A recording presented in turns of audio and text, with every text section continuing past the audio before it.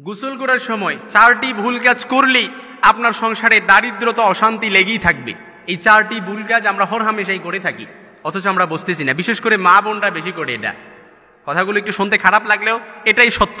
You believe that, আপনাকে এটাই বিশ্বাস করতে হবে যে গোসল করার সময় আমার মা বোনরা, আমরা তো হয়তো অনেকেই করি, কিন্তু আমাদের মা বোনরা এটা বেশি করে।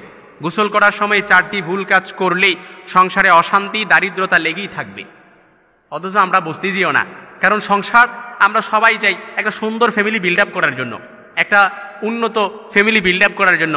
এবং এই ভুল কাজ করার কারণে কোনো স্ত্রী যদি ভুল কাজগুলো করে, তার সংসারে হয়তো তার স্বামী ডেভেলপ করতে পারতেছে না, কোনো কিছু বারাকা হচ্ছে না, আল্লাহ তাআলা বরকত নাজিল করতেছে না। আবার কোনো পুরুষ যদি এই কাজ করে, আবার দেখা যায় যে স্বামীও কাজের মধ্যে, স্ত্রীও কাজের মধ্যে বরকত পাচ্ছে না, হয়তো খাবার টাবার রান্না করতেছে, কোনো খাবারই স্বাদ পাচ্ছে না।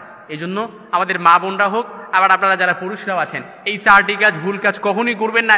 এর 1 নাম্বার হচ্ছে সঠিক সময়ে গোসল করা। এটা কি করে আমাদের মা বোনরা ভুল করে, সঠিক সময়ে গোসল করে না। অর্থাৎ সঠিক সময়ে গোসল না করে তাহলে কি হবে, এর একটা কারণ হচ্ছে আমি দেখি। ফর এক্সাম্পল স্বরূপ আমি আপনাদেরকে বলি যে ধরেন রাত্রিবেলা আমার কোনো মা বোন কিংবা আপনাদের গোসল ফরজ হয়েছে, তো গোসল ফরজ হওয়ার কারণে সকালবেলা যদি আপনারা ফরজ গোসল না করে যদি বাড়ির কাজকর্ম করেন, যেই কাজটা করবেন ওই কাজটার মধ্যে বরকত হবে না। কারণ আপনার গোসল করা ফরজ আপনার উপরে, আপনি অপবিত্র অবস্থায় কাজকর্মগুলো করতেছেন, আর আল্লাহ তাআলা অপবিত্র অবস্থায় যে কাজকর্মগুলোই করেন না কেন, এই সব কাজকর্মগুলো থেকে আল্লাহ তাআলা বরকত উঠায় নেবে।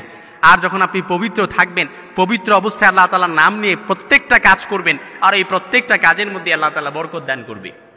এই জন্য আমার মা বোনদেরকেও লক্ষ্য রাখতে হবে, যেহেতু মা বোনরা প্রত্যেক মাসিক মেনস্ট্রুয়েশনাল পিরিয়ড চলাকালীন অবস্থায় আমাদের মা বোনরা অপবিত্র অবস্থায় থাকে।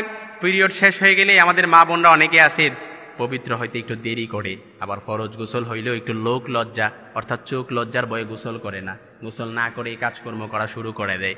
এই জন্য এটা সাবধান হতে হবে, সতর্ক হতে হবে। প্রত্যেকটা মা বোন বলেন, আপনারাও বলেন, প্রত্যেকটা ফরজ গোসল হয়েছে কিংবা অপবিত্র হয়ে গেছেন, সাথে সাথে পবিত্র হয়ে যাবেন। আর অপবিত্র অবস্থায় যতটা কাজ করবেন, প্রত্যেকটা কাজ থেকে আল্লাহ তাআলা বরকত উঠায় নেবে। এই জন্য সঠিক সময়ে অবশ্যই গোসল করতে হবে।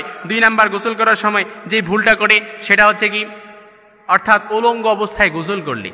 কথাটা শুনতে খারাপ লাগতেছে, তাই না? কিন্তু আপনাকে বিশ্বাস করতে হবে। অনেকে আছে কি করে, বাথরুমে হয়তো যায়, অ্যাটাচ বাথরুম যেহেতু, উলঙ্গ অবস্থায় গোসল করে। যখন উলঙ্গ অবস্থায় গোসল করলেন, তখন শয়তান আপনার লজ্জাস্থান নিয়ে খেলা করে। নারীরা উলঙ্গ অবস্থায় গোসল করলে পুরুষ জিনেরা লজ্জাস্থান নিয়ে খেলা করে। তারপর পুরুষরা উলঙ্গ অবস্থায় গোসল করলে তখন নারীরা কি করে, নারী জিনেরা তার লজ্জাস্থান নিয়ে খেলাধুলা করে। আর স্বাভাবিকতই তখন আপনার ঘর থেকে আল্লাহ তাআলা বরকত উঠিয়ে নেয়। আর যেই বরকত আল্লাহ তাআলা একবার উঠিয়ে নেয়, বরকত আর কখনো নাজিল হয় না। এই জন্য সাবধানতা অবলম্বন করতে হবে। 2 নাম্বারে, কখনো উলঙ্গ অবস্থায় গোসল করবেন না। 3 নাম্বারে, বাথরুমে যেয়ে কখনো কথা বলবেন না। অর্থাৎ বাথরুমে গোসল করার সময় কখনো কথা বলবেন না। কারণ কথাবার্তা বললে কি হয়, তখন দেখেন আপনি যখন কথাবার্তা বললেন, যখন ইসলামী কোনো কথাবার্তা বললে, তখন বাথরুমের ভেতরে তো এটা জায়েজ নেই। আপনি ইসলামী কথাবার্তা বলতেছেন, এটা তো অবশ্যই জায়েজ নেই। এই জন্য বাথরুমের ভেতরে কথাবার্তা, বাথরুমে কখনো কথাবার্তা বলবেন না। সর্বশেষ 4 নাম্বার যে ভুলটা করবেন না, আমাদের মা বোনরা হোক আমরাও হোক, গোসলখানায় যে কখনো প্রস্রাব করবেন না। খারাপ লাগতেছে, তাই না? এটাকে বিশ্বাস করতে হবে। এটা তো আমার কথা না, আমি আমার কথা বলতেছি না। আপনার বাথরুমে যে কখনো প্রস্রাব করবেন না। যখন আপনি বাথরুমে যে প্রস্রাব করলেন, এই প্রস্রাব করার কারণে এই শয়তান যখন আপনাকে একটা রোগ তখন সৃষ্টি হয়, যেই রোগটার নাম হচ্ছে ওয়াসওয়াসা রোগ। আর এই ওয়াসওয়াসা রোগের কারণে তখন আপনার কোনো কিছু মনে থাকে না। নামাজে দাঁড়াইলে শয়তান ওয়াসওয়াসা দিয়ে থাকে, কোনো কিছু মনে নাই। রুকু কি 1টা দিয়েছেন না 2টা দিয়েছেন, সেজদা 1টা দিয়েছেন না 2টা দিয়েছেন, ওইটা মনে থাকে না। নামাজ কয় রাকাত হয়েছে ওইটাই মনে থাকে না। হয়তো শয়তান কন্টিনিউয়াসলি কোনো ভালো কাজ করতে গেছেন, শয়তান ওয়াসওয়াসা দিতে থাকে। এজন্য গোসল করার সময় ভুলেও এই 4টি কাজ কখনোই করবেন না। আপনার সংসারে কখনো অশান্তি এবং কি অভাব অনটন কখনো দূরীভূত হবে না, সবসময় অশান্তি লেগেই থাকবে। এই জন্য আল্লাহ তাআলা যেন আমাদের ঘরগুলোকে শান্তির স্বর্গরাজ্যে পরিণত করে দেয়, আমাদের ঘর থেকে যেন এই অশান্তি সব কিছু দূরীভূত করে দেয়। এই শয়তানের ওয়াসওয়াসা থেকেও আল্লাহ তাআলা যেন আমাদেরকে হেফাজত করেন।